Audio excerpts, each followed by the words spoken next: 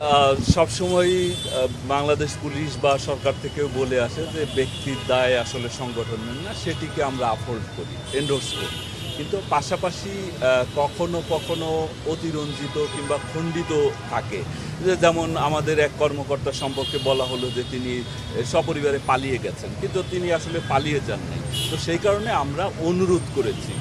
প্রতিবাদের পাশাপাশি আমরা কিন্তু কোনো নির্দেশনাও দেই নাই, অন্য কোনোভাবে আপনাদের অর্ডার করি নাই। আমরা অনুরোধ করেছি যে যে কোনো এটি স্বাভাবিক যে কোনো, শুধু পুলিশ সদস্য কেন, যে কোনো নিউজ করার আগে একটু ভালোভাবে যাচাই বাছাই করার অনুরোধ করেছি। এটি পেশাগত ভাবেই তো আসলে এটা যে কেউ করতে পারেন। তো অনুরোধ রাখা না রাখা সেটি আপনাদের বিষয়, আমরা শুধুমাত্র অনুরোধ করেছি। আজ থেকে ৮ বছর আগে ঠিক এই দিনে ১ জুলাই ২০১৬ সালে হোলি আর্টিজান বেকারিতে যে ভয়াবহ বা নারকীয় সন্ত্রাসবাদী হামলা বা জঙ্গি হামলা বলি সেটি হয়েছিল, এবং তাতে আমাদের ২ পুলিশ সদস্য অর্থাৎ এসি রবিউল এবং ইন্সপেক্টর সালাউদ্দিন সহ বিভিন্ন দেশের ইতালি, জাপান, আমেরিকা এবং ইন্ডিয়ান নাগরিক সহ আমরা জানি যে ২০ জনের মতো একেবারে ইনোসেন্ট মানুষ তারা শাহাদত বরণ করে সন্ত্রাসীদের হাতে।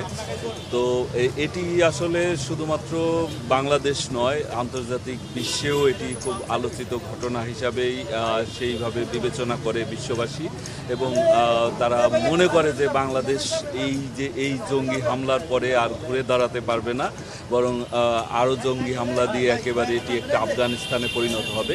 কিন্তু আপনারা অবগত আছেন যে মাননীয় প্রধানমন্ত্রী যে জিরো টলারেন্স পলিসি, এবং সেই অনুসারে আমাদের যে নির্দেশনা দিয়েছিলেন, আমরা এই সন্ত্রাসবাদী গোষ্ঠী বা জঙ্গি গোষ্ঠীর বিরুদ্ধে সর্বাত্মক যে বলা যায় যে অভিযান, সেটিতে নামি।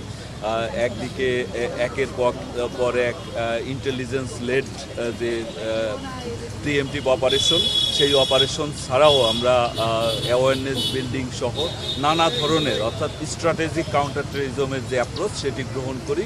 ফলে আপনারা অবগত আছেন যে হোলি আর্টিজানের পরপরই আমরা জানি যে সুলাকিয়াতে একটা হামলা প্রচেষ্টা হয়। এরপর কোথাও আসলে জঙ্গিরা সেইভাবে ছোট কিংবা বড় কোনো ধরনের হামলাই করতে পারেনি, বরং আমরাই তারা যেখানে সংগঠিত হওয়ার চেষ্টা করেছে সেখানেই আমরা ইন্টেলিজেন্স সংগ্রহ করে আগেই আমরা অভিযান চালিয়েছি।